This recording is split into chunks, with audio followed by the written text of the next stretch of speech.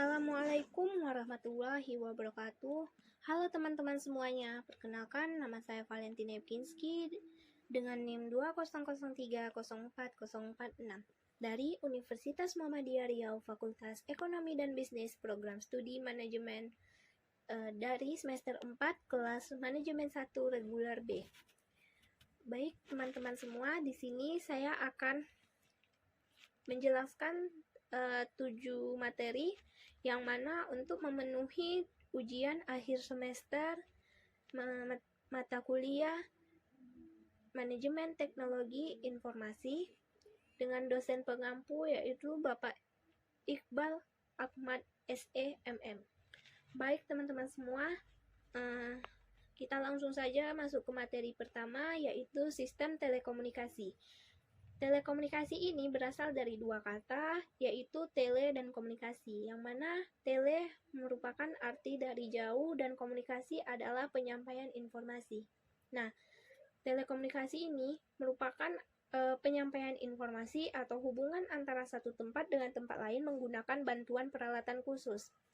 Nah, sistem telekomunikasi ini hanya memerlukan 3 elemen. Yang pertama ada informasi yang diambil oleh pemancar dan berubah menjadi sinyal. Yang kedua, sinyal kemudian dilakukan melalui media jaringan. Dan ketiga, sinyal kemudian diterima dan diterjemahkan kembali menjadi informasi.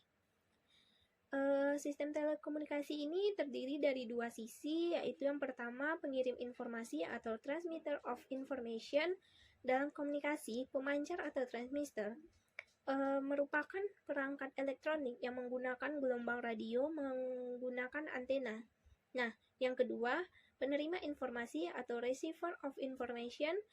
Sistem telekomunikasi harus melakukan hal-hal berikut, yaitu memancarkan informasi, membangun atau membuat interface antara pengirim dan penerima, kemudian mengirimkan pesan melalui rute yang efisien dan lain sebagainya.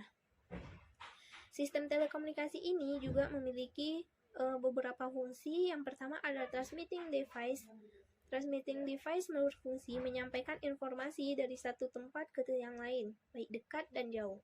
Yang kedua, connecting device. Connecting device berfungsi menghubungkan perangkat sehingga pengguna dapat menghubungi pengguna lain yang mereka inginkan. Dan terakhir ada terminal. Terminal ini merupakan perangkat yang mengubah sinyal informasi asli seperti suara manusia atau suara lain-lainnya. Nah, media telekomunikasi merupakan semua alat untuk memproduksi, mereproduksi, mendistribusikan, menyebarluaskan, dan menyampaikan informasi-informasi. Oke, kita lanjut ke materi yang kedua, yaitu internet, intranet, dan extranet. Internet atau Interconnected Network adalah sebuah sistem telekomunikasi global yang menghubungkan komputer-komputer dan jaringan-jaringan komputer di seluruh dunia. Intranet adalah sebuah jaringan internal perusahaan yang dibangun menggunakan teknologi internet. Ancaman eksternal pada intranet diantaranya ada pelanggaran keamanan dan juga virus. Nah, yang ketiga ada extranet, merupakan jaringan intranet perusahaan yang ingin mengekspos informasi yang mereka miliki ke jaringan luar. Adapun fungsi utama dari extranet ini yaitu mempermudah pertukaran data dalam skala besar dari satu perusahaan ke perusahaan lain. Extranet ini juga berfungsi sebagai penyedia akses yang di dalamnya berisikan informasi dan basis data penting untuk keperluan bisnis. Kita masuk ke materi yang ketiga, itu karakteristik sistem informasi fungsional, sistem informasi manajemen, sistem pemrosesan transaksi, sistem penjualan dan pemasaran, customer relationship management. Karakteristik sistem informasi fungsional, sistem informasi pada suatu perusahaan ataupun organisasi merupakan sistem yang bersifat manajerial, mendukung operasi dengan mengelola transaksi dan menyediakan laporan-laporan yang dibutuhkan oleh pihak-pihak berkepentingan. Kemudian ada sistem informasi manajemen. Perusahaan yang memanfaatkan sumber daya informasi dapat memperoleh keunggulan yang signifikan jika dibandingkan dengan perusahaan yang tidak. Namun demikian, perusahaan multinasional dapat memenuhi rintangan-rintangan yang signifikan, seperti halnya batasan-batasan politik, kendala budaya, dan bahasa. Masalah teknologi dan kurangnya dukungan dari pihak manajemen, serta sistem pemrosesan transaksi biasa disingkat menjadi TPS atau Transaction Processing System. Ini merupakan bagian dari sebuah sistem informasi yang menjalankan dan mencatat transaksi rutin harian bahkan bulanan yang diperlukan untuk menjalankan sebuah bisnis. Nah, sistem penjualan dan pemasaran. Konsep penjualan yaitu sebuah konsep yang memfokuskan atau lebih dominan ke bidang penjualan. Bagaimana sih cara memberikan produk yang dapat memuaskan pelanggan? Nah, konsep pemasaran ini akan berfokus pada cara pikir ini. Kemudian terakhir ada Customer Relation Management.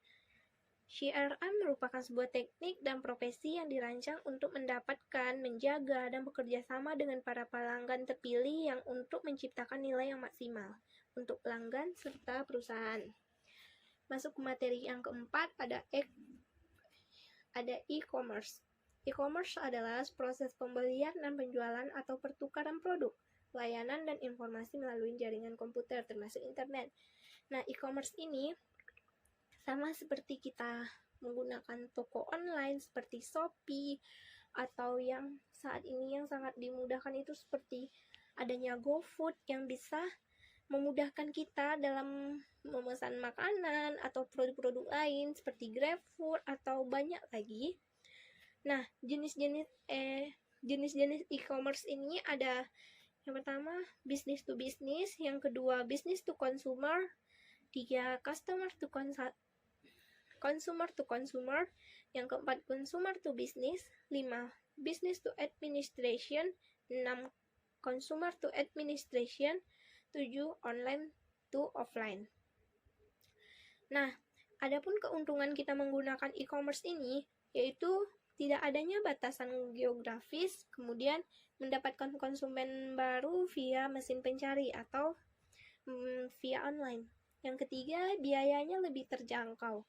Yang keempat, kita bisa mencari produk yang kita inginkan lebih cepat dan menghemat waktu kita. Yang tidak, misalnya kita sambil bekerja ataupun sambil kerja, sambil kuliah atau belajar, kita masih bisa sambil berbelanja. Kemudian memberikan perbandingan harga. Ini perbandingan harga ini antara di pasar dengan toko online. Nah, ya, kemudian juga dia buka sepanjang waktu, 24 jam buka. Kemudian memudahkan komunikasi bisnis. Kan kita bisa chat melalui fitur room chat yang udah disediakan. Nah, selain adanya keuntungan dari e-commerce ini, tentu juga pasti akan memiliki sebuah kelemahan, yaitu banyak dari konsumen yang lebih di antara kita ya, mungkin pribadi lebih suka belanja langsung. Seperti contohnya dari saya yaitu berbelanja baju, yang mana tentunya kita kalau berbelanja langsung kita bisa langsung merasakan bahannya seperti apa, kemudian ukuran-ukurannya seperti apa, banyak lagi. Nah, kemudian kalau lemahnya untuk belanja online, kita susah untuk tawar-menawar, sementara di Indonesia ini banyak itu tawar-menawar. Nah, kemudian penelitian pasar. Penelitian pasar ini merupakan proses sistematis untuk mengumpulkan, menganalisis, dan menafsirkan informasi. Nah, kemudian ada periklanan, itu sarana komunikasi dengan pengguna atau produk jasa. Iklan adalah pesan yang dibayar oleh orang yang mengirimkannya dan dimaksud untuk memberitahu atau mempengaruhi orang yang menerimanya. Nah, masuk materi yang kelima yaitu supply chain management. Manajemen rantai pasokan atau SCM adalah manajemen aliran barang dan jasa yang mencakup semua proses dan yang mengubah bahan mentah menjadi produk akhir. Nah, jenis-jenis supply chain management ini ada rantai supply upstream, internal SCM, downstream SCM. Permasalahan supply chain management ini yaitu produk yang berkualitas, pabrikan global, permintaan pasar yang berubah, teknologi baru, konsolidasi basis pemasok. Masuk materi yang keenam ada intelligence system. Yang pertama, artificial intelligence atau kecerdasan buatan. Merupakan ilmu yang mempelajari tentang bagaimana cara membuat sebuah mesin cerdas.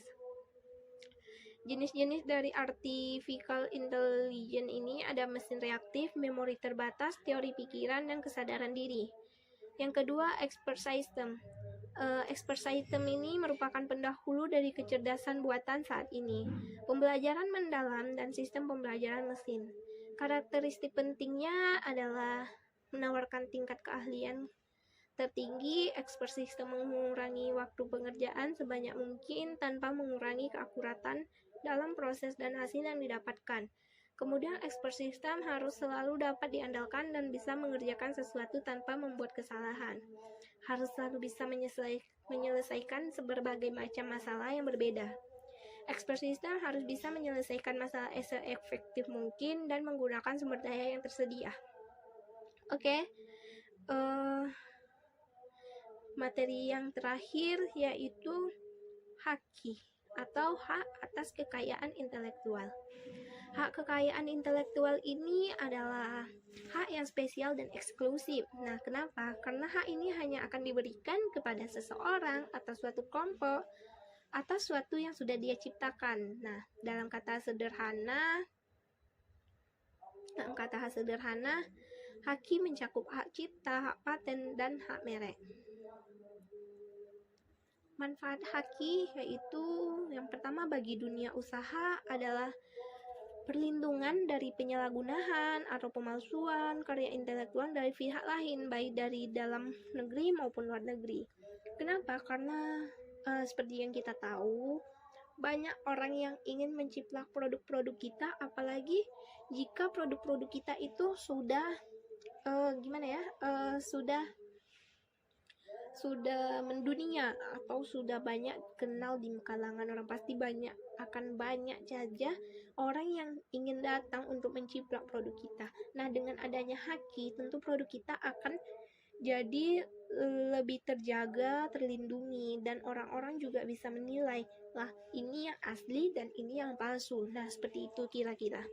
Kemudian bagi inventor, yaitu menjamin kepastian hukum, entah itu individu atau kelompok, dan terhindar dari kerugian karena pemalsuan atau kecurangan pihak lain. Nah, seperti yang saya bilang tadi, akan banyak orang yang ingin menciplak atau mencontoh melakukan pemalsuan pada produk kita. Nah, agar terhindar, lebih baik kita mendaftarkan produk kita ke haki.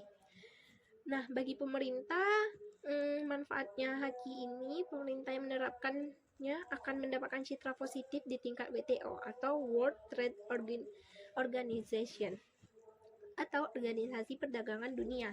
Nah, di samping itu juga ada penerimaan devisa dari pendaftaran atas hak kekayaan intelektual.